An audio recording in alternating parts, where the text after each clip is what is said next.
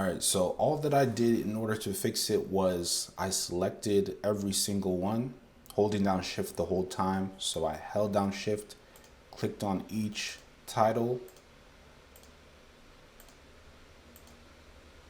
and that basically just groups them all together. So, and then I just pressed the down arrow key to make a slight adjustment. That's a great tool to use if you want to make a very slight move, either up, down, left, or right. Just press the arrow keys and it'll move whatever you want to move slightly to that direction. So that's what I did in order to fix that lack of symmetry. And now it's looking pretty good. So the only thing I really need to add here is the Light City logo.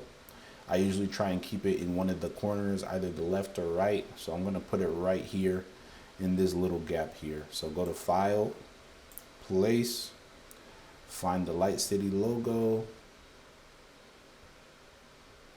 and just insert it here. Obviously it's looking a bit too big, so hold down shift, decrease the size, and let's put it in this corner here.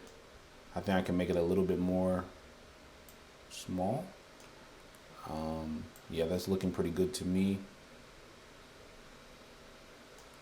And I'm just gonna duplicate it, copy, paste, just to add like a little bit more thickness to it. Right now, if I'm looking at it, it looks kind of, thin. It's kind of blending with the back. So to make it pop more, I just duplicated it and I'm gonna put it right on top. And now it should be looking a little bit more bright and stand out a little bit more. So that's pretty much all that you have to do for this thumbnail. Hopefully you're able to follow along. But we have a couple more steps and then we're out of here. So bear with me. So what we're gonna do before we export is to unlock these backgrounds. So make sure you unlock these. And then what you're gonna do is just click and drag. And now you've selected every single thing that we've used here. And you're gonna go to File, Export Selection, and just name it whatever you want. The most important thing is that you save it to your assignment 1 folder. Just go ahead and do that. So once you've done that, the next thing you're gonna wanna do is to check that it looks okay. So I'm gonna open it up here and look at it. So that, yeah, it's very important to open this up because you can notice things like that. So this gap, I'm gonna have to fix that. It's very possible if you didn't stay within the black lines that you'll see like white areas here at the top or left or right. So if you see those white areas, make sure to go back into Illustrator and fix it and make sure everything is inside those black lines that I was talking about. So yeah, I'm gonna go back into Illustrator and fix this tiny gap here, and then we can move on to the next step. All right, so once you've done all your checks and everything is looking good, we're gonna go to this website right here, which is Adobe Express.